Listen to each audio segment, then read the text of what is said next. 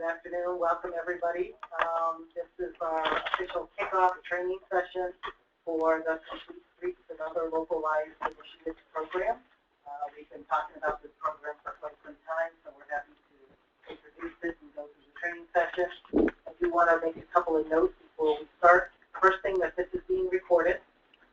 So everybody, please note, speak into the mic so we can be sure you have your questions recorded, and we will provide the answers today.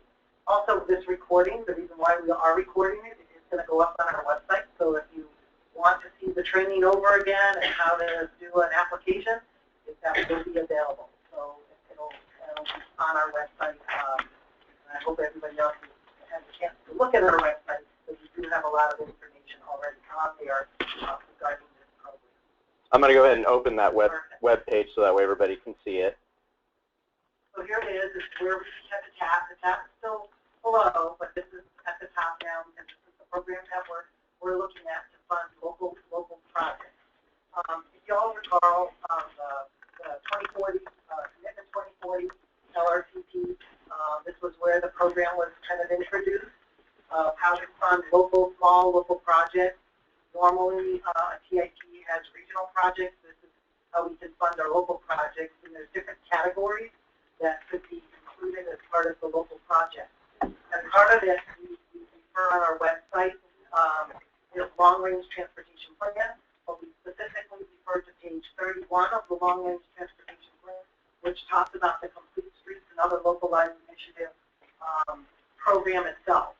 And it's just a one-page summary, and it talks about the funding, the types of candidate projects. So the types of projects we're looking at are bicycle, pedestrian, and transit facilities, education and traffic calming, mobility hubs, greenways, ITS upgrades, signalization. There's a whole bunch of projects that could be included as part of this program. We'll be going over some of the details today on how to fill out an application. One of the things, though, I do want to note on this, there have been policies which we didn't bring before this board. We also brought it before our NPO board. We got guidance from them. They did adopt the policies and procedures for this. Looking at markers there, they are included as part of our website here. They're also part of the application. So if you open up the application and want to be refreshed on what those are, please, I'm going to say this to everybody, please be familiar with the policies and procedures and the criteria. So read those over. They're in a couple of places. Also, as Todd goes through the application, I think the most important thing is please follow the directions carefully. So read through it all first. Please follow them to the letter. We tried to make this application as easy as possible. I think we did have success in that. We did get some good feedback, and they like the new process. There's going to be some helpful tips that we give today. I suggest that we try to use those because it does make the submitting an application that much easier. With that, I'm going to ask Todd to go into how to submit an application and create an account, submit an application, and all the details to it, and then we'll address questions as we go along. Exactly, and that's just, please, anyone stop me if you've got a question. That's why we want to make this interactive. We want to take you through the process from beginning to end. And that's why we're going to create an account and actually do an application, because this is exactly what you would do if you have an application to submit. Now, you were provided a package because when we did the dry run, we had a difficult time seeing it on the screen. So I wanted to make sure that you had a copy of not only the, obviously the hyperlinks that we're giving for you, but also of the account form and the application form. Because for the most part through the demonstration, I'm going to be referring back to them. So if you can't see it on the screen, I will identify which number I'm on, so that way you can quickly identify it on the account form or the application form. So as Mike said, we're going to really focus on three things. I'm going to open the instructions because that's what begins everything. Then we're going to create an account, and we're going to submit an application. Now, one of the disclaimers I will give is on creating an account. I've actually already set up an account, but I am going to take you through the process. But we found in a couple cases it took anywhere between 2 to 5 minutes to be able to get an email back from Mr. Mike saying, here's your unique identifier. So in this case, I'm going to go ahead and open the instructions. So this is the first page that you'll see, which is difficult to see, hence why it's in your packet. And the instructions will tell you, great. So the first thing that you need to look at is to review those policies that Mike had referred to make sure that your project is eligible. And again, this has gone to the board. I think this was several months ago now at this point. So if you click this button, you can review all the policies there. It'll bring them up. If you hit close, it'll go right back to the instructions page for you. The second one then is if you're interested to review the evaluation criteria. So how are these things evaluated? And it's based off an objective evaluation off of data sets, county data sets that we've used. And you can look at the criteria to see how that was done. So you open that up and it'll give you a PDF of this is how it's being evaluated. So you want to take a look at that, familiarize yourself with it. But before you begin anything, you need to set up an account. Because what the account will give you is a unique identification number that will be used to track your applications. So per the board policy, it's up to 5 applications. Well, that's how we're going to track it, is based off the unique identifier that you're given. Now, there could be an issue. I know Mike is going to deal with this a little later. If you've got several people from the agency creating accounts, we're going to ask for all your agency information that you'll see, so we'll be able to combine them to see if somebody's gone over or not. So it's something that you want to in-house, make sure that you're aware of who is setting up an account and how many applications and who's submitting, because we are going, because it's a relational database, we can track it back to see how many per agency was done.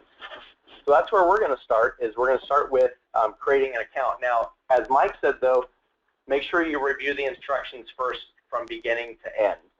Because you'll notice one of the things, and this is something we learned as we were gamma testing it, beta testing it, we put this in red and bold to make sure that you have all your project documents and descriptions together before you even open the application form. So that way you can be prepared. And I'll show you a little trick that we came up with that we thought worked very well to make the process fairly simple.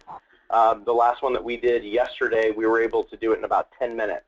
Now, the prep work took more like an hour for us to get done, but because we had prepped and we were ready to go, it didn't take us nearly as long as we thought. So you want to read through those completely, but in this case, we're going to go ahead and create an account. So that's the first place that I'm going to start. So I'm going to go ahead and I'm just going to put my information in here. So first, you start with the authorized representative, which is going to be me. Oh, it's nice that it saved it for me. Wonderful. I have no idea what it called me. I'm sure you all call me several things, so I'll just call me Vice President in this particular case. Good, it's in there. And then it'll ask you questions about your agency. So right away we've got, okay, who do we need to contact if there's questions? What's your title? And it's important to note here, if it's red and says required, it means you need to put something in there. Even if it's not applicable, that's okay. Just please put something in there. It means that the database is saying, hey, we're asking you to fill this out. And you'll see this in the application form as well. So agency name, I'm just going to go ahead and put that in. Since it's already in, this is nice.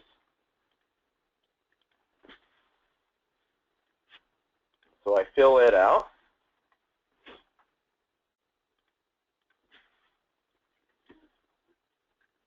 Now, I will say, in a different way, 8409. I will remind you again and again, please check to make sure that your email address is correct. I always seem to forget the Y in analytics. So the first couple times that we did this, I kept thinking it wasn't working, and I started working with our programmer saying what's going on. And it was simply because I didn't know my own email address. And I have a little dyslexia, so it happens. So I always say double check your email address, because that's the email address that you're going to get the unique identifying number. So once you hit submit, it will take a moment to process it. So it's actually pinging the server, making sure that it's filling in all the information, and you'll get a confirmation page that looks like this.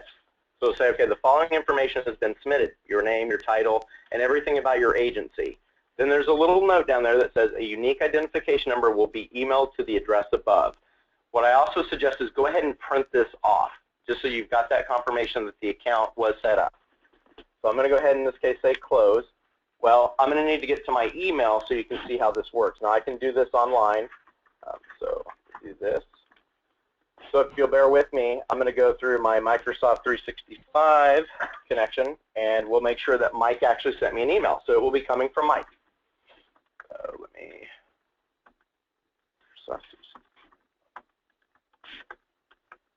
I'm going to come into my login. Again, I'm doing this all on the web.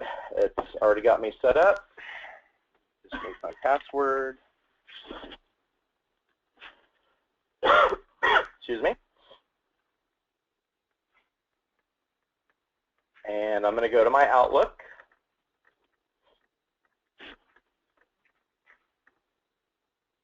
And sure enough, Mike did email me, and he says, happy day for you. You now have a unique identification number for this program.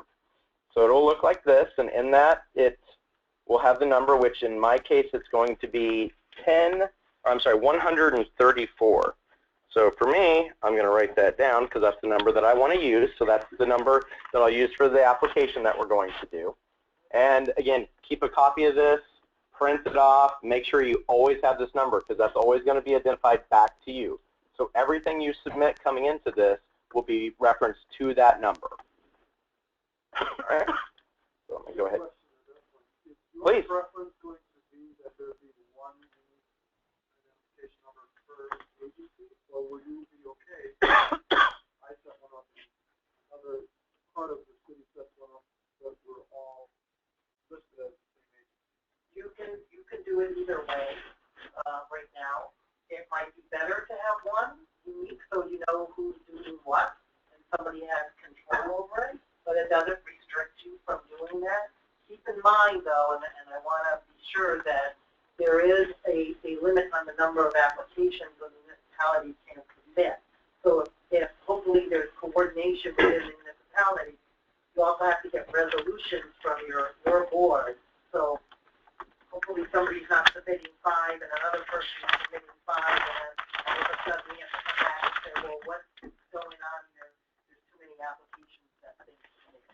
So it's up to you what works best for your municipality. It might be better to have one, but if you think there's going to be other people, you can have others, as long as you have good coordination. So question for clarification there. So when we set up this account, you can have multiple accounts per agency.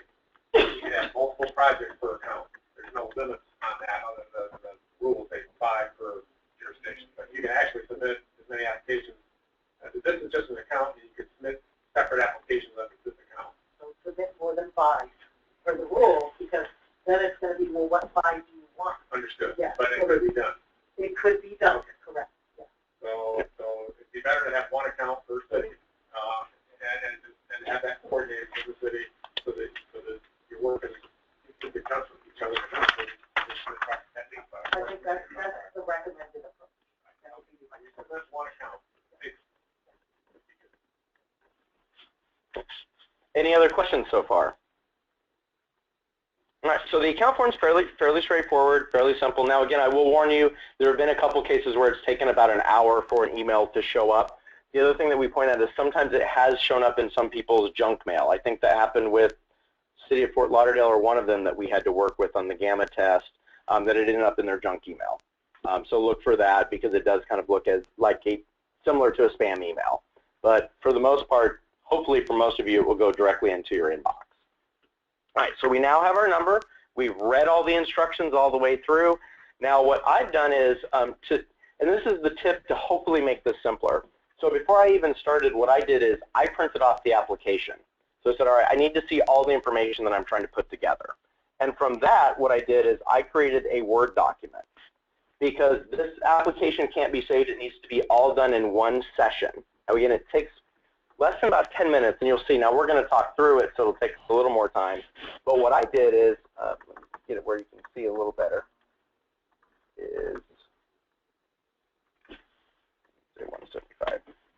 is I set up a Word document for myself. And the example that we're going to give you is one that was from the TAP 2015 grant recipient, City of Hollywood, the Colbert Elementary Safe Routes to Schools Sidewalk Project Phase 2. So we took a real life project and used it for this example. And I just want to add to this, this is really the great tip that you really, we're highly recommending you follow, is set up this Word document, because there has been some times when we've gotten called already that says, oh, I didn't get a confirmation that my project was submitted. Well, sometimes if you don't put in the required information, it won't give you a response back. so then you can go through and check it. That way, if for some reason you don't and a mistake was made, you all have it in the document, so if you need to go back and resubmit, you've got all your stuff organized already. Also, it says have it all gathered. You might want to create a folder where you have all your PDF files that you want to upload for the application all ready to go. And then you can just click and upload, and it goes very quickly if you're well organized. When I saw this first, when I first did it, I didn't wasn't that organized, so it took me a little longer to find what I wanted to do. But then when I saw this method, I said, wow, this is much better. Is if you're organized first and have this in a Word document, it also lets you do the spell check too. If you have it in a Word document, so that when you do cut and paste this or copy and paste this into the document, you know that it's spelled correctly, because in the document itself it doesn't correct the spelling, or at least the application doesn't correct the spelling.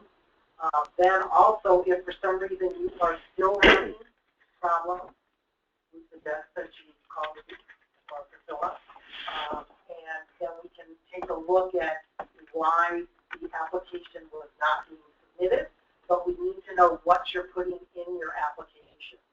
So that's why it's also good to have this in a Word document. You can send it over to us. You can say, here's what we're submitting, here's the verbiage, and here's the documents that we're trying to upload. Then we can do an analysis, say, oh, here's what's happened. One we found was just the way something was typed in caused the problem. I think we corrected that. Yes. But it could be, while we did a beta test and a gamma test, by the time the gamma test came, it seemed like it was successful, but we don't know. There still could be something out there. So this, I'm highly recommending you follow this method, because it'll be the easiest in the long run. Now, I'll point out, Do you probably doesn't matter, but do you, it probably doesn't matter, but do you prefer a Word document, or you want it to convert to PDF before we upload it? The Word document is for just the stuff that you're going to put in, like your addresses, your purpose and need. But for the documents that they ask to upload, the best form is PDF. I highly recommend PDF.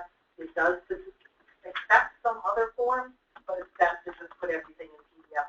That'll make it easier. yep.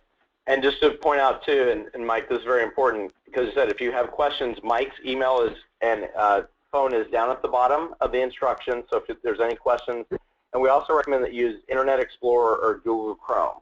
Now, we did just test it because obviously with Windows 10, the new Edge just came out. That's what Microsoft's trying to push everybody towards, of course. We did test it with it, and it did work successfully. So far, everything seems to be compatible with most browsers that people use.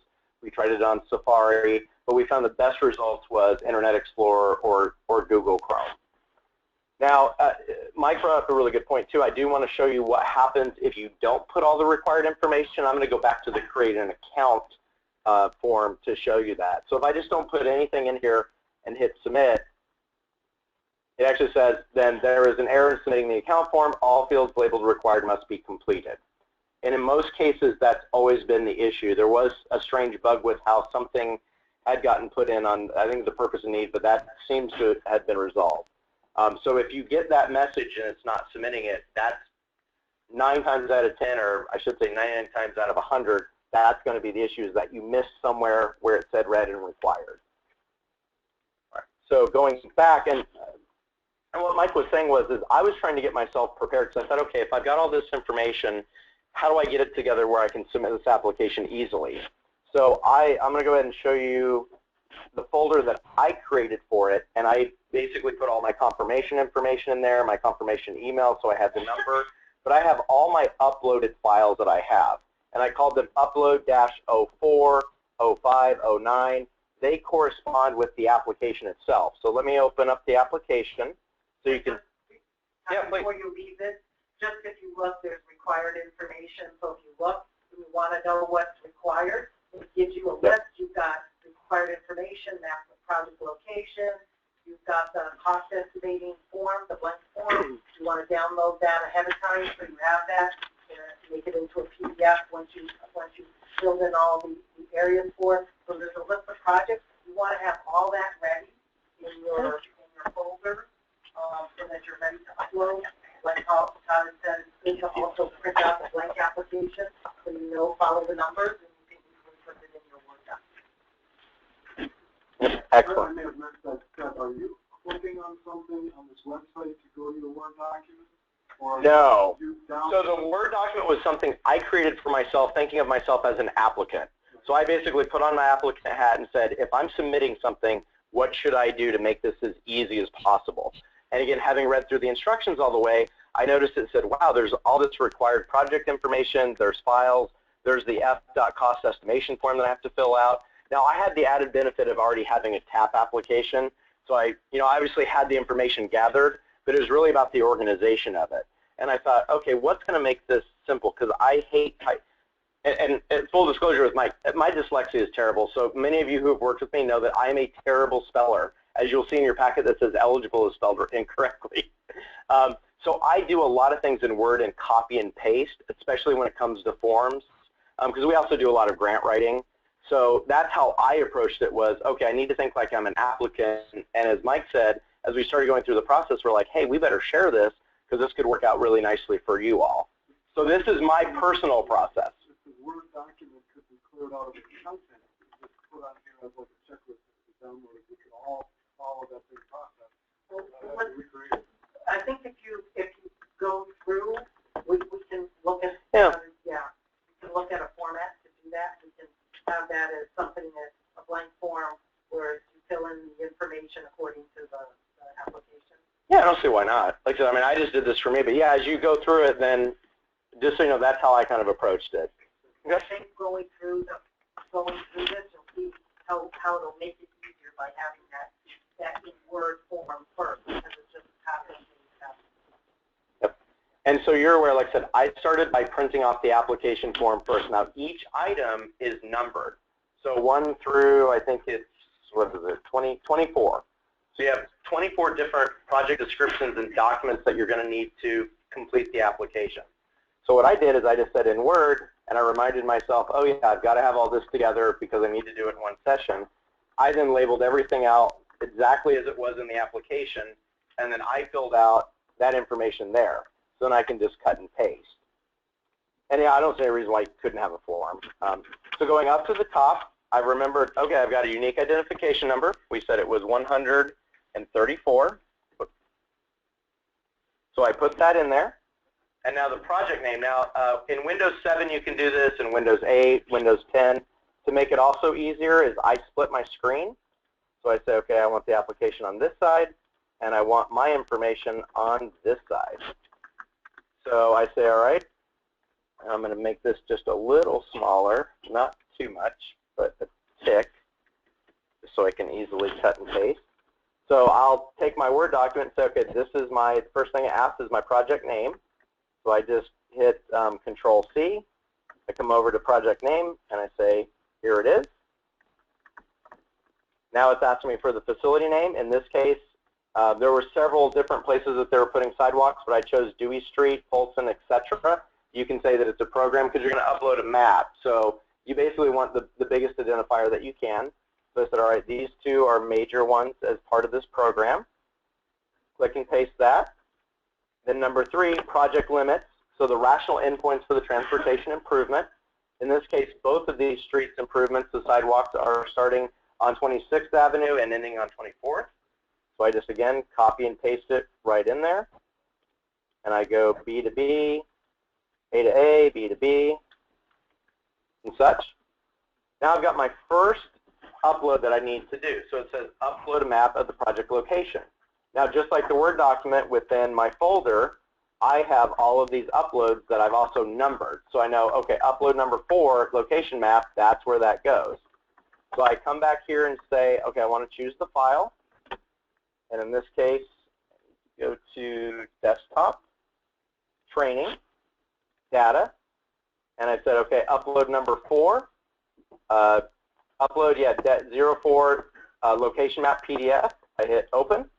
And it now has chosen that file that it's going to upload. It gives you the name of the file going across. So it'll say upload number 4. And in the Word document, I actually just said that. Now, I italicized it so I knew it wasn't a copy and paste. But I knew, okay, I've got to upload this file. So now on number 5, it's saying, okay, upload a typical cross-section. Now this isn't required, but as part of this application we had it. So I saw no reason to not include it. So upload number 5, cross-section. I hit open. Same thing happens. You'll see in this case that it'll show the file name as to what's going to get uploaded. And then it's going to ask me several questions that I've already answered for myself. So we've got several drop-downs here. And then the first one, question 6 is, I'm going to make this a little larger because I know the answer so you can see this. Does the applicant have ownership of the associated right-of-way where the project is proposed? So I'm going to say yes, indeed. If no, does the agency that owns the associated right-of-way support the project? In this case, just because we want to make sure that everybody's thinking about this, it's not applicable. I already answered yes. But we're requiring it because if somebody says no, we want to make sure that they give some explanation related to it. So if it's not applicable, it's not applicable. Does the application have ownership or property rights sufficient to construct the project? In this case, yes. So if no, doesn't apply, I say it's not applicable. Is the applicant prepared to fund the operation and maintenance associated with the project? In this case, it's yes. So I answered accordingly, and it's not applicable. In some cases, you may say no, and then it just asks you, is somebody there to actually fit the bill for O&M? You would then say yes. So each one of these are required. We just want to make sure that the applicant understands that having ownership, the ability to do the project, and to pay for it once it's built and to maintain it is an important aspect. Mike? And yeah, I just want to make a note in this section. You know, this is where this section and then the section below, which is eligibility criteria verification, it's like a check, but you have to do the supporting documentation. Remember, part of the requirements are, first is we have to have resolutions that are supporting the project. So if you say that you're the owner of the right-of-way, there should be a resolution from your, well, there has to be a resolution from the city submitting it that they have owned the right-of-way and they're supporting it. When it comes to operating and maintenance, the program does not fund operating and maintenance of any of these facilities. So if that's why that question is asked. If nobody's prepared to fund and you answer no to both, the application is ineligible because we do not fund operating and maintenance costs of the project. Is this the time to ask a few questions about that, or would? Yeah. Is every category under? Do you have an idea under the project elements question 15 of what O&M costs are by category? I'm just curious. And we would, as part of the cost estimation, we're expecting the applicant to provide what they feel that the operating and maintenance costs are. But whatever they are, it's going to be the responsibility of whoever, whether it's the applicant or the owner of the right-of-way, to operate and maintain it. And we are going to need a supporting resolution that commits to that operating and maintenance cost. Is there a time frame? Or so when you submit the application, we need that resolution. no, I mean for operating maintenance. I mean, I think we have certain lifespans in FTA capital projects. Yeah. 20 years. There is. Christine, I don't know if it's possible. I'm just wondering if There's going to be a time if there's only operating and maintaining it for a year, that might be a problem because we're using the funding cost that we're using. You have to have there has to be a useful life of the project. Okay, I mean, county does JPAs with cities. There's usually some kind of time frame. This may be no big deal. The same with FDOT. I'm assuming with FDOT. But I'm just wondering if there's some categories that are new, and if that'll be hard for some applicants to, if there'll be some kind of guessing going on, or if they can talk to you about it. Yes, they can talk to us about it. Like I said, as long as there's some commitment from the agency that they will fund it, what the actual dollar amount is, that might be still a little difficult to determine. That's what I'm worried about. Is I'm not sure the O&M costs for these projects has really been worked out everywhere. But okay. So under following up with that, so eligible costs would be the capital costs of purchasing vehicles, or doing any infrastructure improvements for them. Correct. Correct. All right. Yeah. Very good.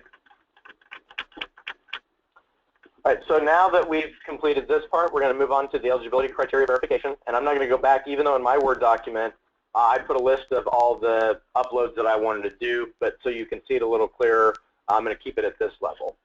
So the first one that's being asked is a resolution from the applicant's governing body approving the specific project. So I have that resolution. I put it as upload number 9, again corresponding with the number on the application that says approval. I put that in there. It gives me the name of it. Now, one thing you might consider too is in this case, like I highlighted where it specifically said that in the resolution, where they were approving it with all the whereases. So you don't have to do it, but it makes it really easy for MPO staff reviewing it. But again, you don't have to do it. Just make sure you have your resolution. So now, if you don't have ownership, we'd ask then from the governing body that has the ownership of the right-of-way that they are approving the specific project. And in this case, the applicant is the owner of it, so it doesn't apply. I don't have a resolution for that, or I don't need to upload one. But as part of the resolution, they do have a commitment to fund the project's O&M. So I have that resolution ready to go. That's upload 11, resolution O&M. Again, I named it so it was easy for me to just very quickly get this uploaded. And then a page from the local planner program that references the project. I also have that. I called it, surprisingly enough, 12 local plan reference. So it uploads, you'll see that it will then say the partial name. And then demonstrated project support, whether that's letters of support, public workshop results, meeting minutes. I also have that. So I'm going to choose that file that I called public support, upload 13. Again, corresponding. Yeah. Excuse me, Karen Stanton, the city of Pompano Beach. I was just wondering, could number 9 and number 11 be the same resolution, or does it need to be 2 separate resolutions? No, and actually in this case, it's the same resolution. All I did was I highlighted the different parts of it. So it could be one. Yeah, so you just upload it again and again. Yep. It's just because there can be 2, we left it as 2. Yep. All right, so now going on to project category. Now I'm going to go ahead and come back and make this small again, or smaller, I should say. And again, I've already filled this out. So I know in this case, I'm looking at a bike and pedestrian facility. So I want to select the complete streets. And again, that's bicycle. You've got 4 other options: safety and security, sustainability initiatives, or technology advancement. And we give some indications of some projects that might fit within that. And if you're not sure what project, what category to select, just select one that you think might be the most appropriate. It's not going to have an impact on how your project is ranked. It's just to give, it's more like a check to see, oh, okay, yeah, complete street makes sense based on what they selected before. Yes, it makes sense that it's a complete street. It's almost like a double check for us as staff to make sure that all the elements are checked off that make sense for this category. And if not, it doesn't make a difference. It will not affect the ranking of it. It just gives us as staff more information to look for when we're looking at the project. And in this case, project elements, number 15, selected looking at the application. It's the safe routes to schools and sidewalks. So I'm going to come down here and say safe routes to schools and sidewalks. And then a project description. Now in this case, I'm going to go ahead and enlarge this for a moment. We give an example. Now again, this isn't to be cut and paste because obviously you'll have a different description, but at least give you a notion of what MPO staff will be looking for. So in this particular case, it's Cordova Road. This was a roadway project. We pulled this right out of a TIP project, I believe. No, this was I believe, a TAP application. I think that's right, yes. It was a TAP application. They had a good purpose and need statement, so we use that as an example. And they actually had separate. They had a project description and a purpose and need that was quite nice. Yeah. So what we did here is just give you an example, so some things to kind of look at. But I'm going to close that, and I already have a project description, so 16 to 16. So I said, all right, I've already written this up in Word because, again, I'm a terrible speller. And I'm just going to copy and paste it right in, and it all goes in there. And now on the purpose and need. So there are 3 things that we're looking at for the purpose and need. The project solves the problem of, the project is the best solution because, and the project fulfills Commitment 2040 goals and objectives by. And we give another example so you can see it. In this case, we were looking at, of course I spelled Broward County wrong. It's fantastic. We were looking at the Central Broward, east-west. So what you just heard from today. So the problem it's solving is that there's recent rapid growth in the western section of Broward County. and the traffic congestion on east-west facilities. It's the best solution because it fulfills the desires of the residents, supports economic growth and development, so on. And then we told a little bit about how it affected the goals or related to the goals and objectives of Commitment 2040. It's improving transit, the ability of residents to get to places faster, all about moving people, supporting economic growth and development, which creates jobs, and gets people out of their car, which leads to reduced congestion and vehicle emissions, which strengthens communities. So we hit on the three things that Commitment 2040 is looking to improve. So I wrote up something very similar for this particular project. Actually, the project sponsor had a really nice one, the City of Hollywood. So I'm just going to take that information, start with 17. And I'm just going to Control-C. I copy, paste it in there. Do the same thing for if it's the best solution. And kept it nice and simple, straightforward, to the point. And then clickables. And it was really helpful to have all of this already done in Word because, as you can see, it's just cut and paste, cut and paste, and upload. And then I can actually get my spelling correct. All right, so I just want to also add for the project description and the purpose and need. Those, while they're not evaluation criteria, they are used to help with the implementation of the project. So while it is very important to get a good project description, it allows us to match with the selections above. So if you said it was a complete street, you could say, oh yeah, based on the project description, it does sound like a complete street. And based on the elements that you selected, yeah, this all fits together, and it gives the MPO staff as well as FDOT, because they will be implementing the project, a good idea of what's expected from this project to start working with the municipality. So it's very important to have a good project description and purpose and need, but don't get so anxious about it because it's not used as to say, well, this is a good project or a bad project. Although if you put in nothing, that might make it difficult for us to determine that, but it's not used as an evaluation. But it's required, so you'd have to put not applicable if you wanted to put nothing in there to get your submittal. But Correct. like I said, then it's going to cause, yes, would not advise that. But you do have to fill those fields. All right, and then we asked for providing any supporting data or technical analysis referenced in the purpose and need. In this case, the applicant had a wonderful technical memorandum that they had used to develop the project. So I've, of course, saved it as an upload for 20, technical support. Let us hit that. One of the ones that's not required, but again, we would hope that we would get a few projects like this. If the project is part of an MPO endorsed corridor study, we'd ask that you upload the page where the project is referenced. So that could be State Road 7, Oakland Park, even Broward East-West. So if there's a sidewalk project, we'd ask that if it is on one of those endorsed studies, that you would please reference it and upload that. In this case, it wasn't, so we don't have anything to upload. And the reason why we're asking that is everybody's familiar, I'm sure everybody's familiar with the policies by now. Part of the policies are, if it is part of a corridor study that we've already done and it was approved by the board, there's a few extra points that are given to that project. So while it's not required, if you know it is part of one of our studies that has been approved already, please submit that information, a page, from the document that shows that project, that you could get a few extra points. Then at the ending, it asks you for project costs. So again, I've already got that in my Word document. I just copy and paste it in there. And then it asks, and we're asking all applicants that they upload a completed FDOT cost estimation form. And I'll remind you that that can be downloaded here in the instructions under the Submit Applicant right here. And it's part of the required project information. You can download a blank form.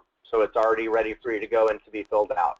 So again, that's one of the reasons why we say please read the instructions all the way through, because we'd hate for you to get to this point and then say, oh, I haven't filled that out yet. So I've got that ready to go. So I'm, oh.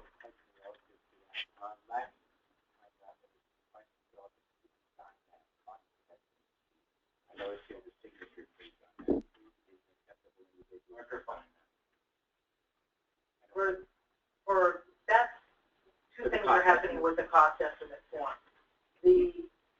The form, we're going to make some tweaks to it, because right now it's the standard form that FDOT uses for the tax, and I know for project maximum is $1.5 million, and it will include design. We have to include the design in it. The way that the cost estimating form is, it separates the design out, but your total cost will include design. And at the time, I believe it had to be signed by an engineer, the cost estimating form. In this case, because FDOT is constructing the project, it doesn't necessarily have to be signed by an engineer, because you don't have to be lab certified to get funding for this program. However, we do recommend that you be careful about filling out the form and estimating your costs, because there is a maximum dollar amount of $1.5 million, and if as we move forward with the project and they get funding and we find out that there are cost overruns, like could you have somebody make a good estimate on these costs?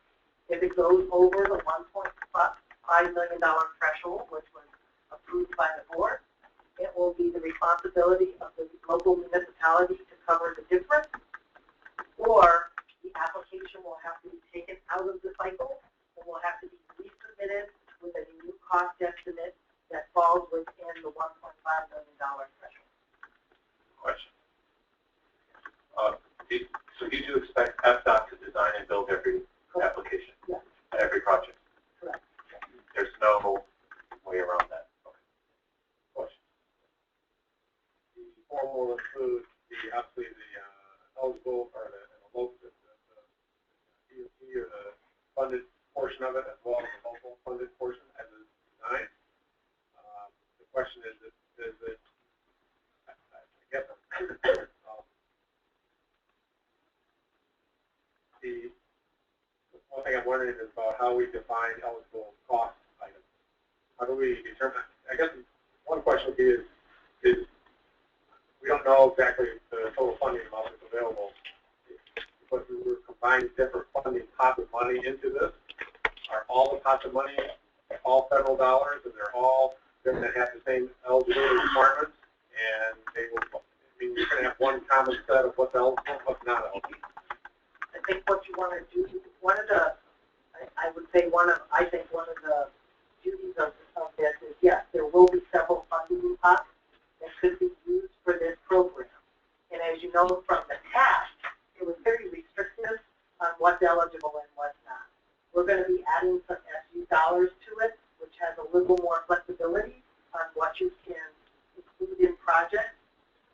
There might be some access to other funds that we might try to use to fund some of these projects. So right now, my recommendation is put all the elements that you want for this project into your application. And we're going to be working with FDOT to find out if a project, we're going to have funding, which will have CAP, SU, and maybe some other funding. And we'll say, of the projects when they're ranked, so if this is the number one, let's say there's a number one project from okay, we said, and then when FDOT looks at it, they go, you know what, this meets all the criteria of CAP, we'll use CAP funding for it. And then it goes to number two, oh, okay, this one doesn't meet the CAP, but we'll use this other funding for it. So we'll just go down and FDOT, working with FDOT, figure out what funding costs make sense going down the list of priorities. We'll include everything. The one thing you have to be sure of is it can't exceed $1.5 million unless you have a local component. So if, let's say you have a bigger project and it's $3 million, there has to be a resolution that says $1.5 million will be coming from the city of Coral Springs, and the rest is through the application. Because the difficulty that I can see in going to the commission to get authority to submit an application, it's going to be difficult to tell them what kind of local dollars are going to be committed to this project without knowing what pot of money is coming from and what restrictions or what costs are going to be eligible and not eligible. CAP may be much more restricted. Use SU funds, it's going to be less restricted. How do I tell our governing board that, oh, you're going to be on the hook for $50,000 or $75,000 or $100 or $150? And how can they support something if they don't know what it's going to cost them? And I think that's a very good question, and something we're probably going to have to address as we move forward with it. We might have some issues like that. I'm not as concerned at this time because we do have some flexibility. I think we're going to try our best working with SDOT to get the funding. If you request $1.5 million, we'll try to rearrange whatever it is to make sure there might be elements that you say, well, we wanted funding for it, but we'll swap out. So it won't be, you have to come up with more than what we request. It's easier if your project cost is over 1.5 million, but if it's less than 1.5 million, the city will be on the hook for expenses that they may not be able to inform them those expenses today. That's the problem. Okay. We'll try to follow up on that. Okay. Here's Mike. Yes. First of all, I went through the application yesterday, and it was really easy. I mean, you can get through it really quick. I think all the problems that I had when I was talking to you, Mike, were operator errors. Because it eventually worked. And I enjoy talking with you. You sound like it. Anyway, one of the things that Mike and I were talking about was the policies regarding the resolutions for the partnerships with the county, and the fact that you need a resolution from the county, but you only need a letter of support from FDOT, which, in my opinion, really puts the burden on the cities to get a resolution from their governing bodies to us in time so we can get it through our process. And I'm thinking, Richard, what do you figure about it? Currently, like 8 to 12 weeks to go through a agenda process? Well, yeah, the attorney involved.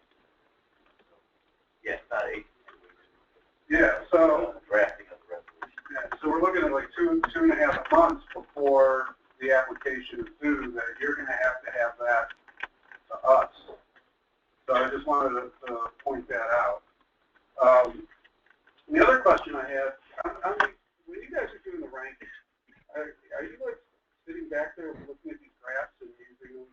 I mean, how is that actually going to work? And Do you want to take the initial stab, or you want me to? take the initial Okay. Yes. What's going to happen is once you submit all this information, it comes to us. Which, if I may, I'm going to go ahead and submit this. Yeah, why don't we Just- submit this and then we'll. I'm having that moment of, that's when it will time out on me, even though it hasn't indicated and we've been good. But we'll submit, and you'll see it churning. So it's basically pinging the server at this point, and then you'll get a confirmation page that says all of this was submitted. So it has all your descriptions related to it. And I want to point out that anything that is an upload, it says whether it was provided or not provided. Now, if it says not provided, it just means it wasn't required, which we had 2 of them in our case that were not. I highly suggest that you print this off, please, for your record.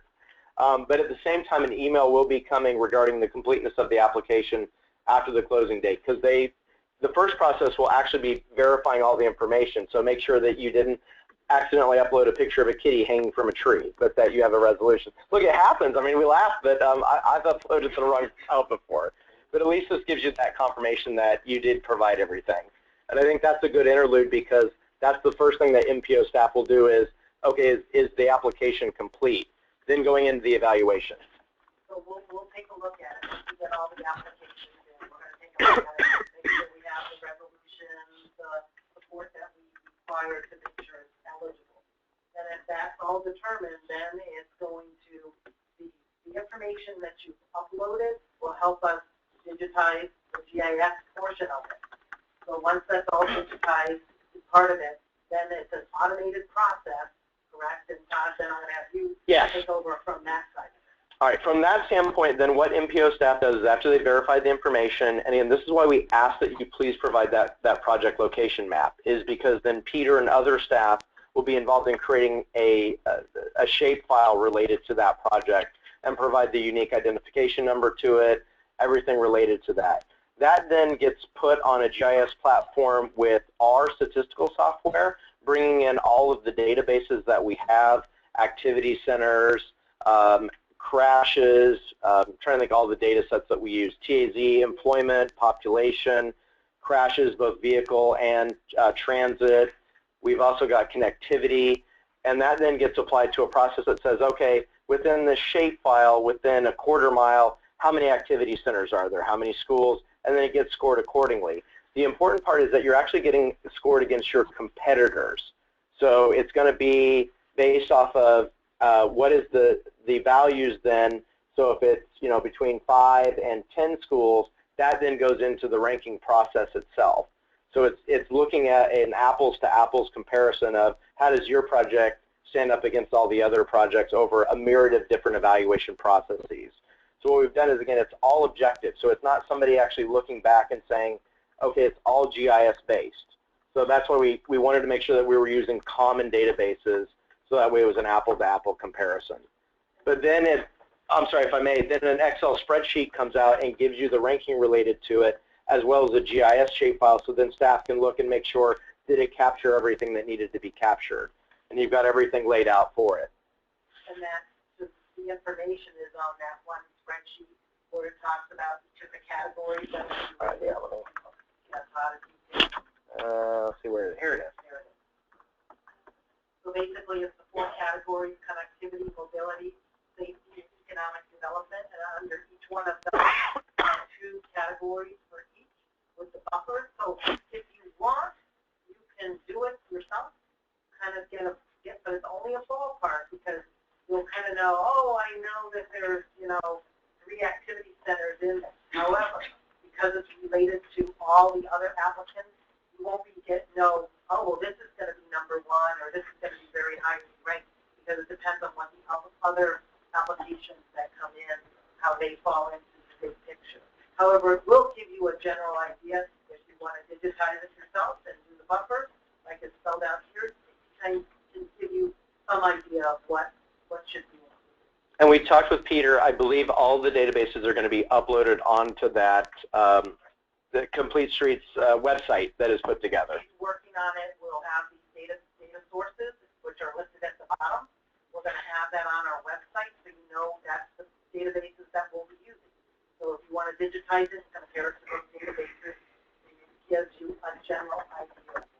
It'd actually be a good way to test your own projects too. Correct. Like, you know, let's say you got 10 really good projects, you could go in here and say, okay, which one do I think would score the best because they're nearest the schools or whatever the case, or crashes. And then the weighting, just so you know, that's part of the policies that were approved by the board. So if you do want to know those offhand, I think I've got them correct. I'll go back to that chart. Sorry. Oh, sorry. Since you have them. Yeah, I think I got them off the top of my head. Okay. Safety is 30%. Economic development is 24%. Connectivity and mobility are 23%. But that's in the policy. And translated, the board's really looking for those safety projects, so they give them a little bit of an edge. Sorry, Richard. Yeah, I just have a question. Would FDOT be doing a final evaluation of the feasibility, constructability, meeting design standards? Because sometimes the projects go forward and they're, you know, the ranking, but they're maybe not constructible or there's problems inherent. That's exactly why we're doing this program, Mike. Yeah, well, the way that, I think that's a very good question, is so once we get the ranking, we're going to have a ranking, we're going to take it, actually it'll come before the DCC like we usually do that. We're going to bring that before you to approve the ranking, and then it'll go to the MPO board, they'll approve the ranking of the project. Then we submit it to FDOT, we've already started to work with them. Keep in mind though, even though FDOT is going to be designing and constructing, we want the applicants to be involved from start to finish. Because while we try to get as much information in the application, there might be some things that are missed.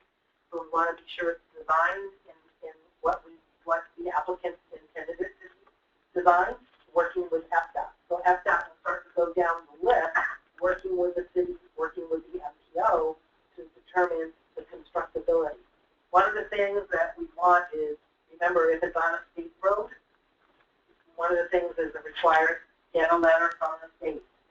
If it's on a state road, that is so important. We had some applications that looked really good. They were on a state road, but the state said, no, we're not going to do that.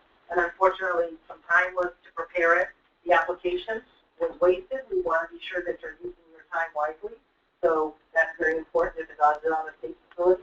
The reason why we also asked for resolution, Marky brought that up, is we've had in the past where we started to move forward on projects, including design, and it costs money to get designed and costs staff effort. And we find out later on a commissioner didn't support it, or the commission didn't support it. They go, who requested this? And we go, well, your city manager said to move forward on this, so we did. And they said, well, that city manager doesn't know what we want. Here's our priority. And we wasted time and money that could have gone to a project that does have the support needed to move the project forward. So that's going to be working with FDOT. And one of the things I want to introduce, and I will close with it also, is this is going to be a learning experience for all of us. We tried to make the application as easy as possible. There might be still some glitches that we don't know about. Let us know. We're going to try to make every allowance to make it as easy as possible for everybody. And the first round, it may take a little longer to do, but we want to work closely with you all to make sure that this program is success. And I'd also like to say thank you, if I may, Mike, because frankly, this is coming out from the hard work. And Mark, like, I appreciate your patience and many of yours patience, because when we started this was a real challenge with the new legislation in MAP 21. And it was, we were trying to basically learn from all the things from 2035 and make it better. And so I have to say thank you to every one of you, because all of your fingerprints are on this. And we believe we captured everything, but there will always be something that we'll need to, as Paul, you bring up, that we'll need to consider. So I just want to say thank you from myself and staff as well, Mike. Well, I just say that Todd and Mike, I think it's a great tool to use, and it's great that things we get a little bit better and more advanced every year. There will be some problems we'll have to work through.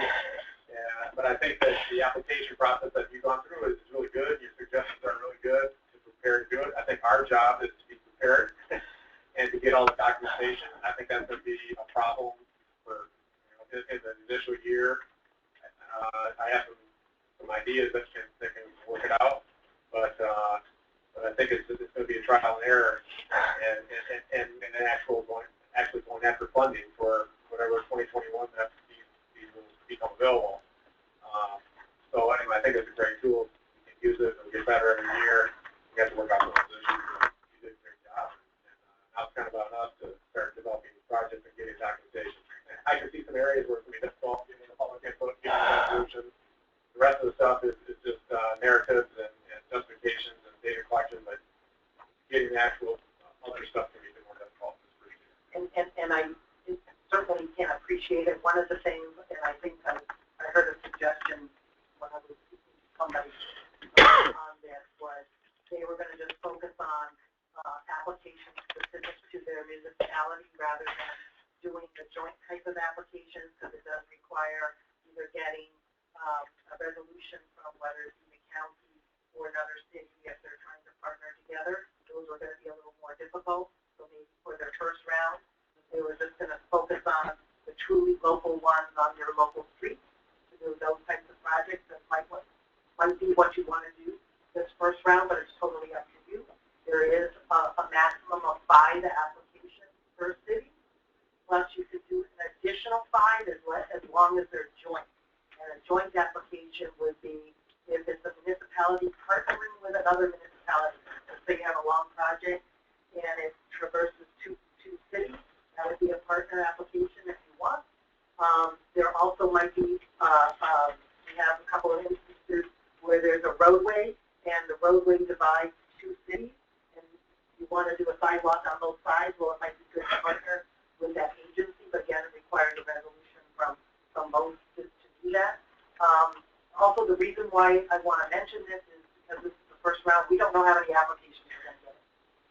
So, and we're trying to identify as much funding as we can. Right now, I don't have a number to provide for you, but we're working every angle to try to get. There also may be other opportunities that we haven't even recognized yet for funding of these types of projects. So we're still continuing to explore that. The way part of the policies are is that what will happen with funding is there'll be rounds, I guess we can say. So as you know, through the TAP, you could submit 2 projects, but if the 2 projects were eligible and ranked high enough, only 1 could get funding. There's not that restriction. However, the restriction is you could submit 5, and if you want to do 5 joints. However, the way that they want to do it is through rounds, and it's kind of explained in the policy, is that they'll do a first round, they'll try to fund at least one project from every city going down the rank. If there's money left over, then we go back up to the top and do the next project for each of the cities. And keep on doing this until funding runs out. Right now, I don't know if we're going to be able to do successful rounds of this. I don't know how many applications we get in. If we only get 10, maybe we can do them all. If not, if we get 100, 150, it's a different story, and they're from all 30 municipalities, it might be a different story. So, you know, do this round kind of, again, which ones you feel that you can get through the process. Hopefully, one of the things I would hope is that some of these have already been vetted through your city. Keep in mind you have to have community support somewhere in there. So hopefully you've already started to go out to your communities and we said, here's something we want to do here, a sidewalk project or a bicycle lane. While you think all communities might like that, oh, who wouldn't want a nice sidewalk in their community? We found, again, this is through learning experience where a city did proper vetting of a project. There was a sidewalk that's proposed, and once it started to be designed, and then the designs were taken to the community, and they said no way. So money was lost, effort was lost, and part of that project. So it's do your homework, but if you've got projects that you already started to do those might be the ones that start to do as part of this. Mike, I got two questions. Yeah. The resolution for supporting another project. Basically, what we would need in that is the city, the project name, the limits of the project, and that we agree to the OM and ONM cost. If there is an O&M cost, yeah. If you're, yeah. And the other question is, when are you planning on rolling this out? I was waiting for somebody to say. Yeah. We, barring any unforeseen circumstances, we will send out an email. I'm assuming most of the people in the room got the emails from Priscilla about saving the day and coming to the training session. If not, let me know. We can be sure to get you on that list.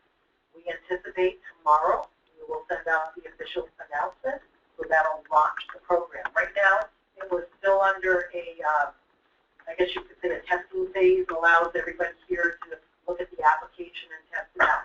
You need to clear that, the information that was submitted, kind of clear it out, although your number will still work, correct? Yes, your number will still work. So if you've already... But anything that was submitted, we're going to clear that kind of out of the system, and then it's going to start from fresh.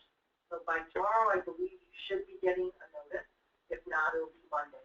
So that's going to be the launch of the program, and you're going to have until January 15th. So it's about 12 weeks to submit application. That's right. One of the things I'm going to recommend, though, is please don't wait for the last thing. Because if there is a problem with uploading your stuff and then everybody's trying to do it on the 15th, it could be a problem to try to address all your issues. So if you've got the stuff ready, submit what you can. And even if you have 2 projects ready and maybe your 3rd project is not quite yet, you know, and it's ready in December, submit it in December. You put that on, and then when your next one is ready, if it's ready by the due date, put that one in on the 15th. But if you have something ready, don't wait to the end to submit all your projects. It's good to upload them now, and if you have any problems, give me a call, Priscilla a call. We'll try to address any concerns or issues. And actually, this went back and forth with Walter. He suggested Monday because he said he wanted to make sure that it was all cleared out, that everything was clean. It's a fresh start. So he said sometimes it takes a couple days for the server to just clear any ghosts. So if any cities want to partner with us, we need their information by Tuesday. Yeah. Good. You were listening. Thank you.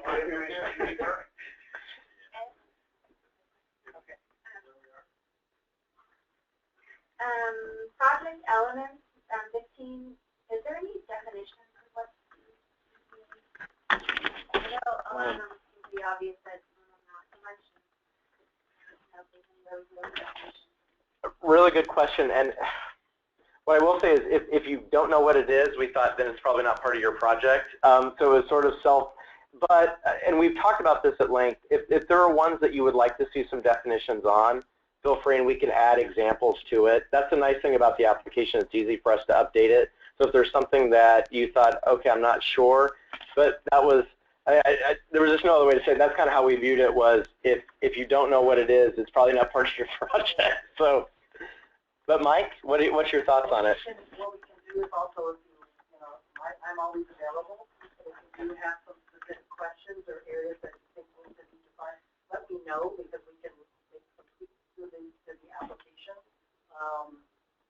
You can have a couple that we were able to clarify, but there's still some others that are a little vague.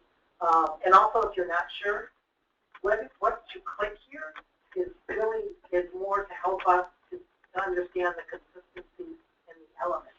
So again, if you put, for some reason, by accident, even put in greenways, we might just be calling you and say, well, we saw you checked off greenways here, but we didn't see any mention of greenways in your project description. We didn't see it on your maps or your documents. Was that correct, or was there something that we're missing? It also works as a double check for us. But yeah, and Charlotte, I think it's a really good point because there were a few that even we looked at each other, and there were a few people on the team that asked, well, what's a burb out? What's a safety island? So even on our own team, we were having moments of, does everybody know what this is? So I think it's very fair. And like I said, Mike, and maybe that is the best way is to have them call you directly. Maybe there should be a source of definition.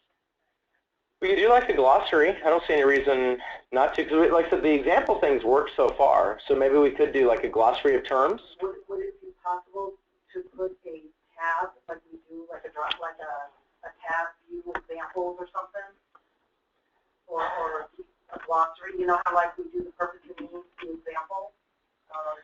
You know, we could do that. We could do. How about like view glossary of terms, and then we could do it that way. Because yeah, we really struggled with that one, so we love that you asked the question. We were just initially going, we didn't have a good one. But do you think that would work for you then? Like you basically it'd be like this.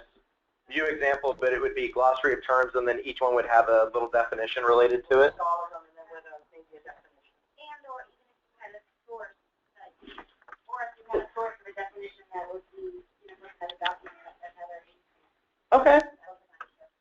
Look, love the ideas, and I think that's why Mike had said there's going to be tweaks we're going to have to make. It's just going to be part of it. Any other questions? I have a question I found from Tamara. You might have mentioned this earlier. If you did, I apologize. Have you settled on a percent of what the administrative fee is going to be for that? Not yet. I'm looking at Christina. We're working on that. We're working on it. Yeah. But I keep in mind, you know, I know for some cities, the last process was a laborious process.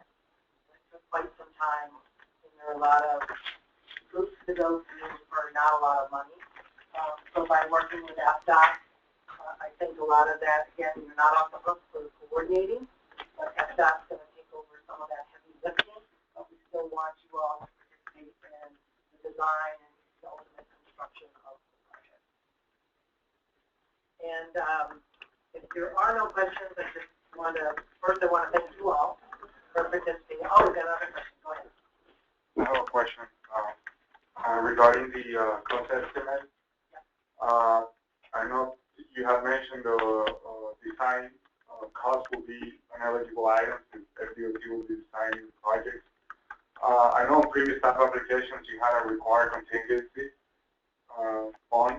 The contingencies will that be required? Question number one, and question number two, will that be an eligible item if it falls under 1.5 million? Not sure yet. My recommendation is to, when you do it, to figure in a contingency. The reason why I'm saying that is if you don't figure in a contingency, and for some reason you say, well, we're estimating our cost and it's $1.5 million, and you haven't built in any contingency, and it comes back and FDOT does some design or there's some elements that were a little more difficult to do, then and all of a sudden the cost has gone up over the 1.5 million, we're going to be coming back to the municipality saying, hey, this project now is, 1.8 million, we need to come up with another 300,000. And if they can't, then it has to go back into the cycle. So it's better to have that contingency because it does give you a little buffer when it costs to increase for some reason. By the time it's ready to implement, you've got that buffer and that's not. Correct, I understand, but that amount needs to be included in the shown later. I would probably include it. We'll let you know otherwise if it changes. Right now, I think it's advisable. Okay. And one last question. So all the submittals are going to be electronic, no hard copies will need to be. Correct. Okay. Yeah, our suggestion, like Todd had mentioned, to really, when you get confirmation, print them out. If you do go the method of the Word document to cut and paste, if you have your own words, keep that for your own file. You don't have to submit it to us. Also on your PDF, keep yourself. But if we do find, let's say you submitted something or you had an error, you can then send that to us and we can try to debug what happened while your application was submitted. So to keep it, but it's all going to be electronic. Okay. Yeah, that's great. Yeah. It's meant to streamline. So like I said, as you can see, like I just had 2 pages that I cut and pasted from, had my resolutions. I mean, the packet itself, so, I mean, this is all of the information related to one. You'll see that's not even a quarter of what you used to give for the TAP. So it's really been streamlined a lot. Yeah, no, I like it. I think this is great. Just want to make sure that we don't need to bring any packages here with them. Okay. Thank you. Thank you. Great presentation. Thank you.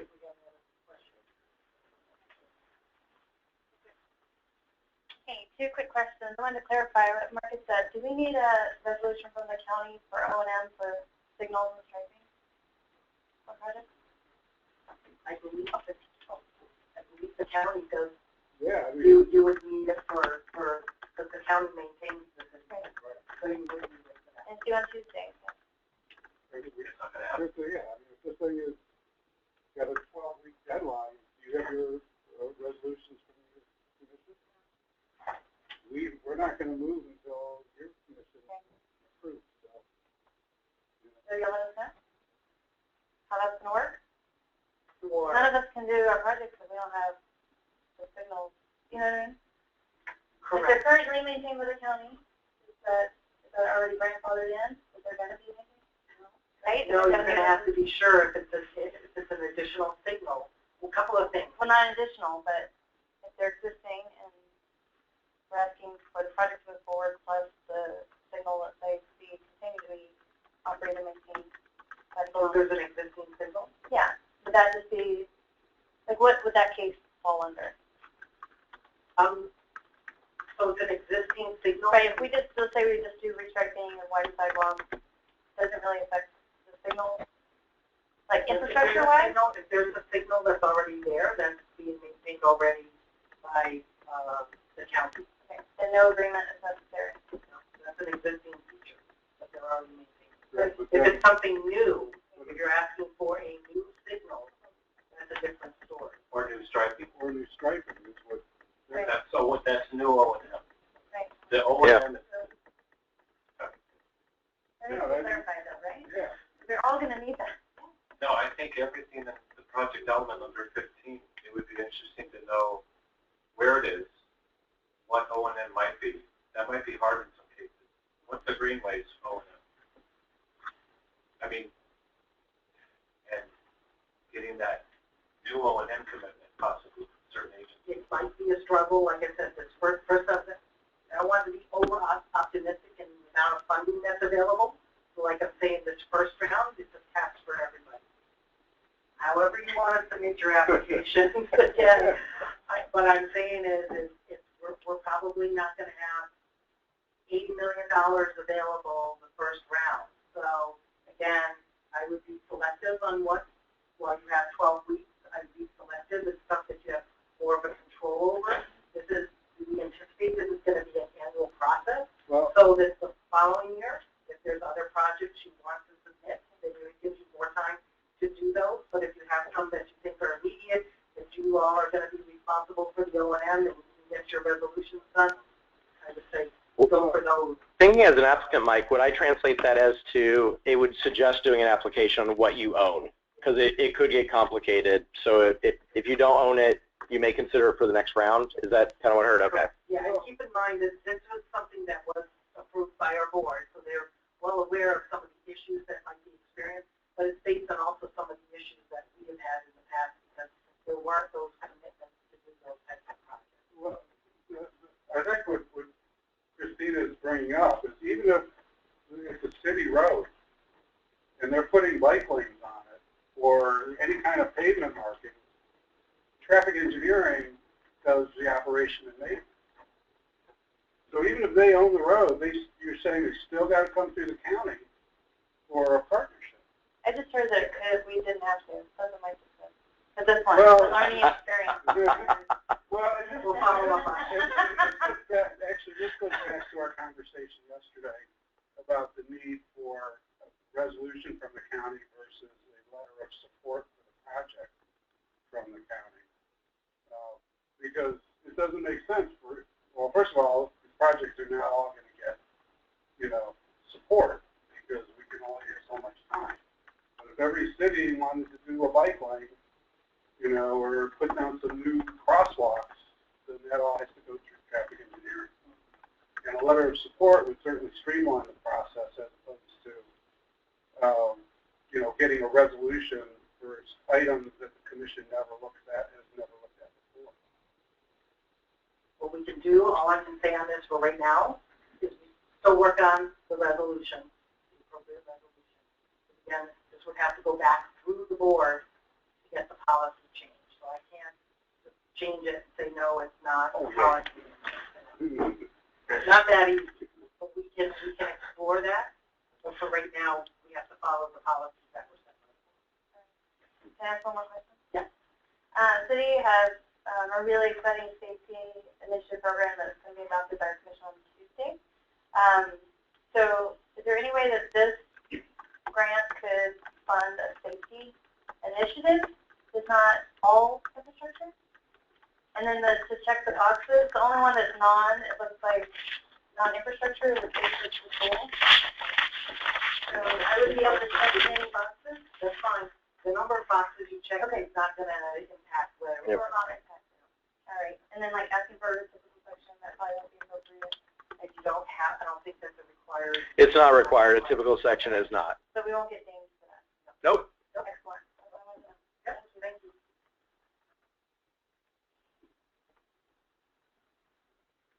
Anything else? Well, we had thought that this was going to go until 5:30. Okay, I thought it did. Well, yeah, we collectively did, though, but yes. And surprisingly, you did. So good. I hope we addressed all your questions. Again, refer to our website. Follow all instructions. If you have any questions, my number, you'll be getting it, confirmation stuff. We'll be sending out an email to launch the program. And I've got a couple of follow-up items, so I will follow up on the resolution and some bond funds like form, word form. So we'll follow up on a couple of questions that we have here and move forward. Thank you all. Thank you, everyone.